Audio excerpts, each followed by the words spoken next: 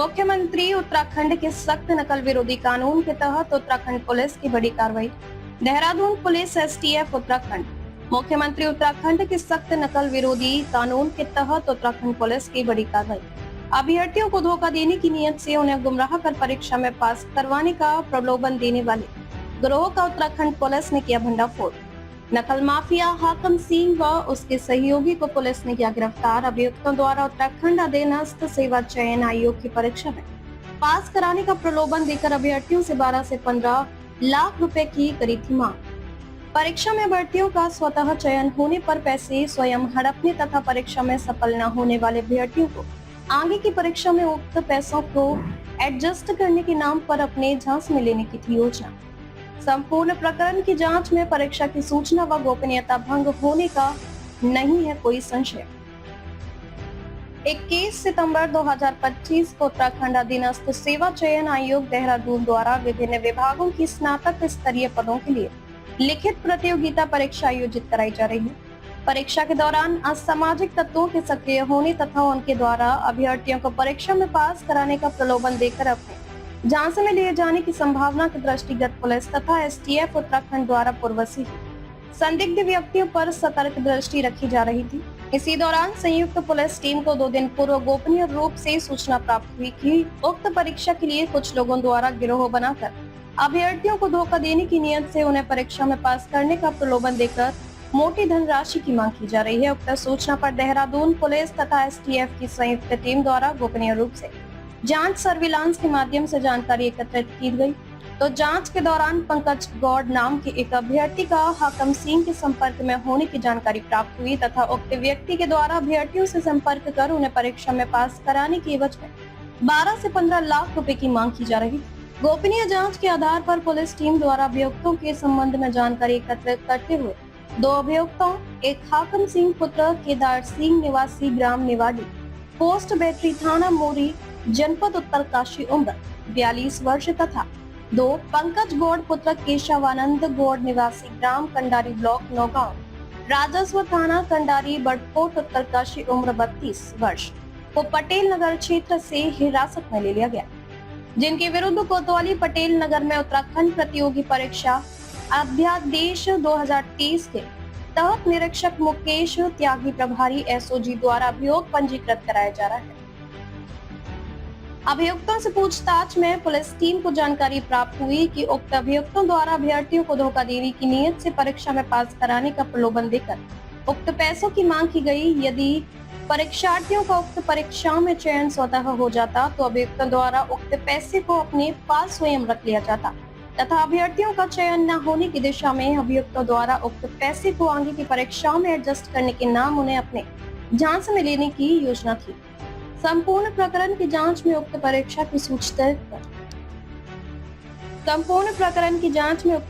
की सूचिता व गोपनीयता भंग होने को लेकर किसी प्रकार का कोई संशय नहीं है।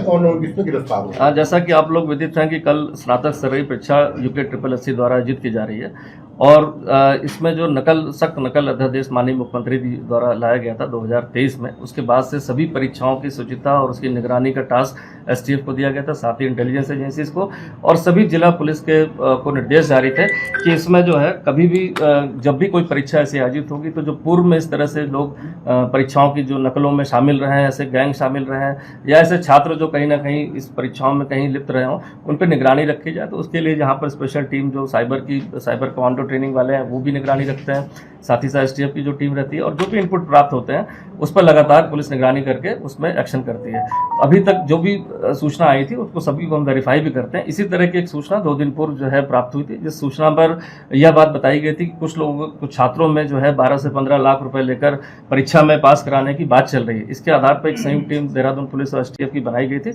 इसके बाद जो है कुछ छात्रों से इसमें जो नंबर आए थे एसटीएफ के पास, उनसे वेरिफिकेशन किया गया और उस वेरिफिकेशन इंफॉर्मेशन के आधार पर छात्रों से पूछताछ की गई तो एक संदिग्ध नाम बताया गया कि उनका कोई जानने वाला है, वो इस तरह की बातें करता है कि जो 12 से 15 लाख देंगे तो हम इस परीक्षा में आपको पास करा सकते हैं। इसके बाद की जानकारी में जो टीमें लगी तो उसमें जो हाकम सिंह का नाम आया, इसमें जो लड़का था पहले पंकज गौड़ से पूछताछ हुई। पूछताछ उसने बताया कि वो हाकम सिंह के पुराना जानने वाला है और इस कारण से उससे बात करी थी। और हमारे पास अभी वर्तमान में कोई ऐसी चीज़ नहीं, लेकिन जब ऐसे छात्र दिखे उसको इंटरेस्टेड कि कहीं उनको बरगला कर उनसे कुछ पैसे ले लिए जाए एडवांस में, इस कारण से उसने हाकम सिंह से बात करी और हाकम सिंह से भी पूछताछ इसमें एसटीएफ द्वारा भी की गई, जिसको विस्तार से अभी एसएसपी एसटीएफ साहब बताएंगे। देखिए, अभी तक ये दोनों लोग जो अभियुक्त हैं जिनको हिरासत में लिया गया है, इस संबंध में पटेल नगर कोतवाली देहरादून जनपद में अभियुक्त पंजीकृत किया जा रहा है। इसमें इन दोनों के द्वारा कुल 6 छात्रों से बातचीत की गई और अभी किसी भी छात्र द्वारा इनको पैसा नहीं दिया गया और इनके द्वारा ये एक तरीके से प्रयास किया गया इस एग्ज़ाम की शुचिता को भंग करने का। और इसमें ना तो इनके पास कोई सोर्स था और ये इनका प्लान ये था कि हम पैसे ले लेंगे और अगर किसी का सिलेक्शन हो गया तो पैसे रख लेंगे, नहीं तो इनके लौटा देंगे, नहीं तो किसी अगले एग्ज़ाम के लिए कमिट कर देंगे। जो कल ये एग्ज़ाम होने वाला है इसकी शुचिता, गोपनीयता बिल्कुल इंटैक्ट है, इंटीग्रिटी बिल्कुल इंटैक्ट है और इसमें ये सिर्फ भ्रम फैलाने के लिए ये प्रयास किया गया और इसमें कोई संदेह नहीं है कि कल का एग्ज़ाम बिल्कुल ट्रांसपेरेंट है। और इसमें ये जो प्रयास किया गया, इन लोगों को अरेस्ट करके इनके खिलाफ केस लिखा गया। इसके अतिरिक्त जो पहले भी इस प्रकार के प्रकरण में जो लोग प्रकाश में आए हैं या जेल गए हैं, उन सारे लोगों को राउंड अप करके आज पूछताछ की जा रही है। इसके अतिरिक्त और जनपदों में भी काफी सारे सस्पेक्ट को थाने चौकियों पे बुला के एसटीएफ द्वारा, जनपद पुलिस द्वारा पूछताछ की जा रही है। इसमें ये पंकज गौड़ ने जो 6 छात्रों को फोन किया, ये टेक्निकल एनालिसिस में ये हाकम सिंह के कांटेक्ट में था, फिर उसको पूछताछ के लिए लेके आया गया और पूछताछ में फिर जब इन लोगों का कन्वर्सेशन प्रूफ हो गया, एक रिकॉर्डिंग उपलब्ध हुई हमें, तब इन लोगों को अरेस्ट किया गया। और आपके माध्यम से ये कहना चाहूँगा कि जो परीक्षार्थी कल एग्ज़ाम देने जा रहे हैं वो बिल्कुल निश्चिंत होकर जाएं, बिल्कुल इंटैक्ट इंटीग्रिटी है एग्ज़ाम की और ये एक प्रयास था। और जो नकल विरोधी अधिनियम आया है वो इतना सख्त है जिसमें कि अपर पुलिस अधीक्षक स्तर का अधिकारी तो उसकी विवेचना करता है और इसमें अगर एग्ज़ाम को लेकर कोई भ्रम की स्थिति भी फैलाता है तो उसके खिलाफ भी कार्रवाई इसमें करी जाएगी।